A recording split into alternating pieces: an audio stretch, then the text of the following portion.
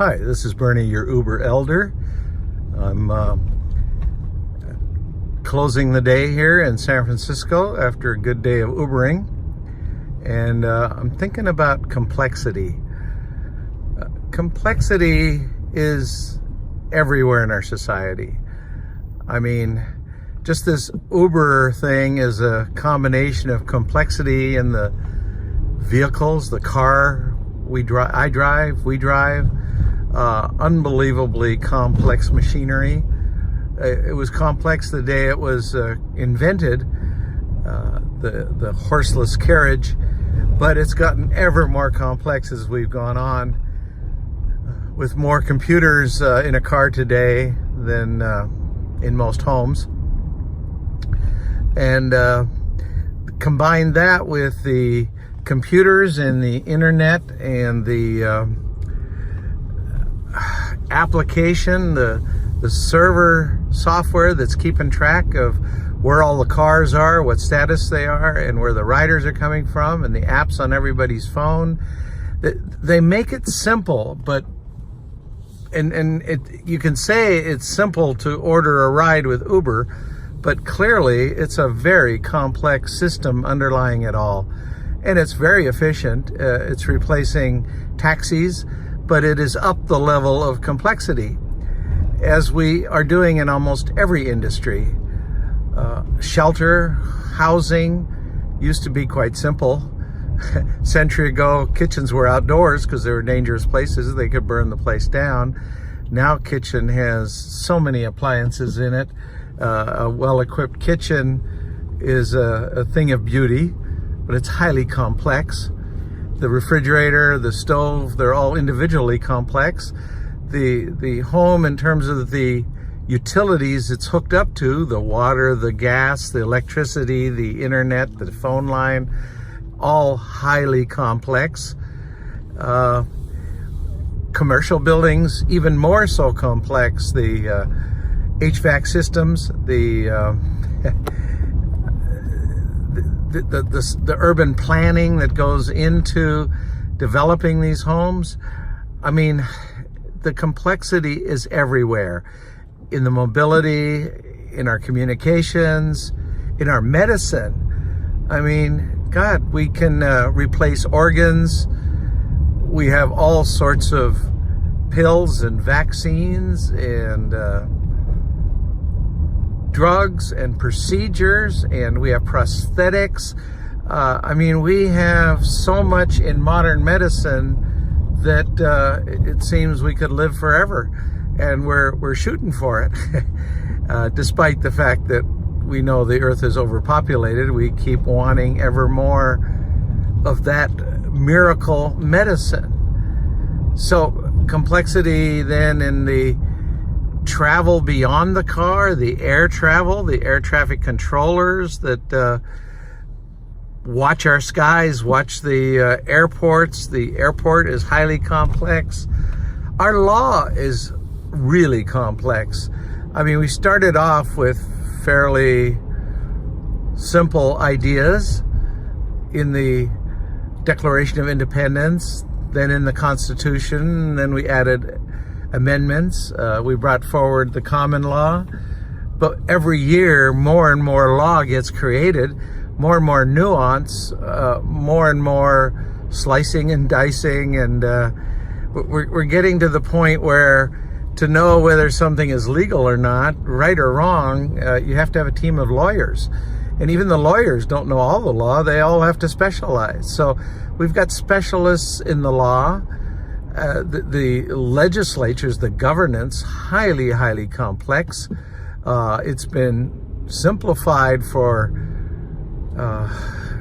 practical purposes so people can comprehend into two parties. That seems to now trump the three branches that were intended to be simple checks and balances, but we, through our system of representation in attempting to have a democracy with all the complexity of the law and the judicial system, what police can do, what military can do. Talk about complexity. So we have complexity everywhere, and there's one truth that probably everyone understands, but it's not front of mind. All complexity requires energy. And we've grown in this complexity when previous civilizations couldn't. They didn't have enough energy sources to support all of that. Previous civilizations that collapsed probably overused their resources, probably overused the trees to burn and extract energy, and the soils maybe to extract energy, and maybe used up the water supplies. But we keep on going with the complexity of modern day science. We can zero in at the molecular level, at the parts of the molecule, the atomic level. We can split atoms with nuclear fission, and people are working on trying to get fusion to work to release energy. We can go back in time through looks at the galaxy to the Big Bang. Huge levels of complex knowledge and understanding that computers and these magnificent telescopes and machinery and the science that has accumulated, unbelievable. But it's all come because we've had fossil fuels. The Industrial Revolution started with coal. Before that, it was human power coming from food. Then it was coal power powering the steam engine. That was miraculous in terms of leveraging human labor through these tools, through this technology of mechanical power, the assembly line. And then with the discovery of oil, a lot more density than the coal, a lot easier to work with. And then the natural gas. And now the latest oil wells that are going into the ground are going below 5,000 feet below the ocean floor in drilling, up to 10,000 feet. The rigs that support that kind of drilling cost over $5 billion. So we need that oil, but it takes a lot of energy to get that oil. And that complexity that's represented by those billions of dollars that are involved in getting at those oil reserves, that complexity is only made possible by fossil fuels, by energy. All complexity requires energy. It's important that we all understand that.